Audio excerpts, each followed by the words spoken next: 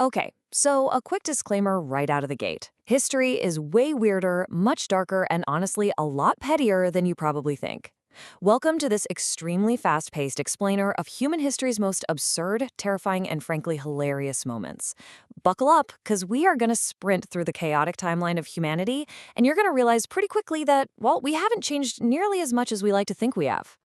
Let's dive right into this. What we're looking at is a 3,700-year-old clay tablet from ancient Mesopotamia, and it literally holds the Guinness World Record for the oldest customer complaint. No joke. A guy named Nanni actually took the time to painstakingly carve into literal clay to complain that a merchant, a nasir, sold him terrible, low-quality copper and was super rude to his messenger. I mean, he was basically demanding a refund and asking to speak to the manager in 1750 BC. And honestly, that perfectly sets up the overarching theme for this explainer, humanity's weirdest, worst, and wildest moments. Because if there's one single thing that has remained an absolute constant throughout our incredibly chaotic history, it's our survival instincts mixed with our bottomless capacity for pettiness. We've pushed through literal apocalypses, but we still get furious about bad copper. So here's our roadmap for today. First, we'll hit history's most bizarre norms, then the absolute worst eras to be alive. After that, we'll look at when the world almost ended, and finally, humanity's stubborn survival. All right, starting right off with Section 1, history's most bizarre norms. Let's kick things off with a founding father. Benjamin Franklin genuinely believed cold air was fantastic for your health, so his morning routine? He would throw open his windows and sit completely naked for up to an hour just to, bathe in the fresh air. Now, modern science does agree that good airflow is a plus, but the total nudity, that was just Ben being Ben. Oh, but it gets so much weirder.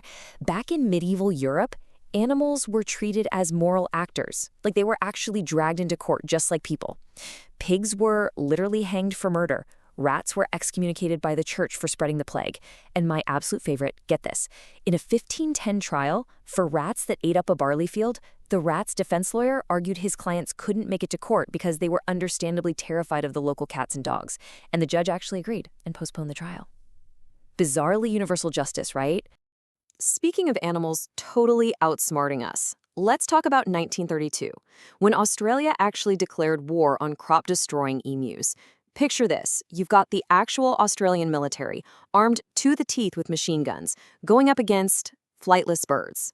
But the emus just scattered, regrouped, and completely outmaneuvered the troops. After a month of total humiliation, the army just threw their hands up and gave up. Yep, the emus won the war. Now, what's really interesting about this next part is how fast things can go downhill. Moving on to Section 2, the absolute worst eras. If you ever feel like you've had a rough year, just look at the absolute brutal gauntlet of late antiquity. It's like a cascading disaster. First, in 476 AD, the Roman Empire falls apart, leaving this massive power vacuum, crazy political instability, and economic ruin. Then, right in the thick of all that chaos, a gigantic volcanic eruption in Iceland completely blocks out the sun. And as if that wasn't enough, just 5 years later, the Justinianic plague sweeps through. War, a volcanic winter, and a deadly plague, all hitting humanity at the exact same time.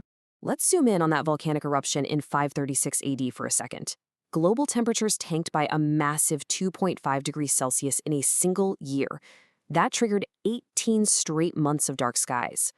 Imagine walking outside and the sun is just blocked for a year and a half. It caused catastrophic global famines, and in China, it literally snowed in the middle of summer. And well, if we fast forward to the 1300s, things don't get much better. Between 1347 and 1351, the Black Death swept through Europe, wiping out a staggering 60% of the population. That is an estimated 50 million people dead in just a few years. Just think about that. 1 in every 2 people you knew, just gone. It completely collapsed economies, reshaped society from the ground up, and honestly, altered the entire course of human history forever. Which brings us right to our next section, Section 3, when the world almost ended, because our timeline is full of these terrifyingly close calls. So I have a question for you. What is the closest we've actually come to total annihilation? Now, you might be picturing some giant Hollywood asteroid hurtling towards Earth, but the reality is much, much stranger. It involves deep space and, weirdly enough, local wildlife. First up, the 1859 Carrington event. A massive solar flare slammed into Earth, lighting up the night sky so brightly that gold miners actually woke up and started making breakfast at midnight thinking it was morning. The skies literally turned blood red. The crazy part? It caused telegraph systems all over the world to spark, shock their operators, and function perfectly without even being plugged into batteries. Back in 1859, we brushed it off. But if a Carrington-level storm hit us today, we're talking trillions of dollars in damage, knocking out global power grids, banking, and communications for maybe a decade. And this brilliantly illustrates just how razor-thin our survival margin really is. Take October 1962, right at the peak of the Cuban Missile Crisis. A guard at a military base in Duluth, Minnesota, spots a shadowy figure climbing the perimeter fence. So he panics and pulls the sabotage alarm. But because of a crossed wire, the alarm that goes off at a nearby base is the launch alert for nuclear-armed jets. Pilots were literally minutes away from taking off to start World War III. The cause? A bear. A bear was climbing the fence. A simple misunderstanding with a bear almost kicked off a global nuclear apocalypse. Okay, let's take a breath and move into our final section, Section 4, Humanity's Stubborn Survival, because somehow we always push through. Our survival story really kicked into gear back in the Stone Age, where just staying alive was a brutal full-time job with absolutely zero work-life balance. First off, you had to provide undeniable value to your tribe. If you slacked off, you were exiled, which basically meant becoming a quick snack for a predator. Second, you had to master your environment, figuring out how to spark fire or chip obsidian into a sharp axe. And third, you needed superhuman endurance just to keep pace with hunters who would track prey for days on end. But just look at how we evolved over time. We transitioned from the nomadic, constantly on-the-move grind of the Stone Age right into the Bronze Age. And the game changers here were metal forging and the invention of the wheel. Suddenly, we didn't have to wander anymore. We planted roots, we built settlements, we started farming, and we let people specialize in actual jobs. Instead of every single person doing everything just to survive till sunset, we started building civilizations. We went from running from our environment to completely conquering it. So here is the big takeaway from all of this. We as a species are incredibly resilient. Yet, we will still find time to complain about the smallest things. The next time your Wi-Fi drops out or your coffee gets cold, just ask yourself, is this worse than 18 months of a pitch-black volcanic winter?